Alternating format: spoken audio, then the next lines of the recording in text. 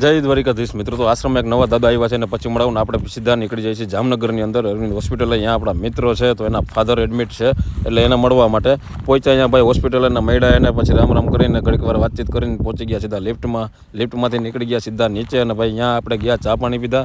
ચા પાણી પી અને પછી આપણે અહીંયા મળવાનું છે. આપણા જે ઓલા છોટા સરકાર હતા એ જામનગરની અંદર રહે છે તો એના પરિવારને મળવાનું છે. એટલે ચા પાણી પીને અહીંયાથી અમે નીકળી ગયા છોટા સરકારના પરિવારને મળવા માટે. પણ એ ક્યાંય ભાઈ આપણે ઘણી બધી જગ્યા જ્યાં એનું ઘર છે, એડ્રેસ છે, ત્યાં જોયું, ત્યાં ગયા તો કે હાજરમાં નથી. એને એના બાપા બે ક્યાંક બહારગામ ગયા છે. એટલે મેં કીધું ઓકે. પછી ત્યાંથી પહોંચ્યા જય દ્વારકાધીશ ઓટો કન્સલ્ટની અંદર. આ લોકો ભાઈ અહીંયા ઘણી બધી ગાડીઓ છે, વન ઓનર અને સિંગલ હાથે હાલે લઈને કાંઈ ઘટે નહીં એવી. એટલે તમારે કોઈ પણ જાતની ગાડી લેવી હોય તો નંબર અહીંયા આપું છું, એમાં તમે કોન્ટેક્ટ કરી લેજો. ત્યાંથી અમે નીકળી ગયા ભાઈ પાછા આશ્રમ બાજુ, કારણ કે આશ્રમની અંદર આપણા જે તમને કીધું નવા દાદા આવ્યા છે તો એ દાદાની અમે કીધું મુલાકાત કરી લે.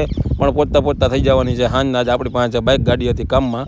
પહોંચ્યા આશ્રમે, સીધા આશ્રમે પહોંચીને ભાઈ ગાડી કરી બંધ અને ગયા અંદર રસોડામાં. આપણે પ્રસાદી લેવાની બાકી હતી અને આ નવા દાદા આપણા આવ્યા છે તો એ ભાઈ સવારે તમને એની યારે ફૂલ મુલાકાત કરાવે છે. પછી ઘણી બધી વાર ઘણા બધા બેઠા અહીંયા મિત્રોને સત્સંગ કરવાની ઈચ્છા થઈ.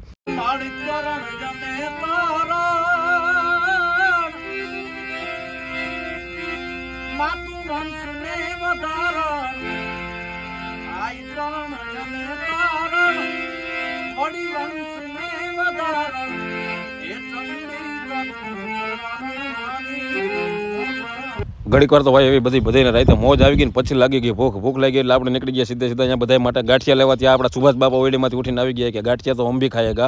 પછી બધાને ગઈડાઓને ભાઈ ગાંઠિયા ખવડાવી દીધા ને આ બધી વસ્તુ તમારા બધા મિત્રોની મદદથી હાલે છે. 100 ઉપર પરિવારને કરિયાણું પહોંચે છે, પ્લસ આશ્રમ અને બહુ જલ્દી ગૌશાળાનો પાયો નાખશું. તો જે કાંઈ થાય ફૂલની તો ફૂલની પાકડી સહયોગ કરજો. હાલો મળીએ આવતીકાલે સવારે બધા મિત્રોને. જય દ્વારિકાધીશ. વિડીયો શેર કરો.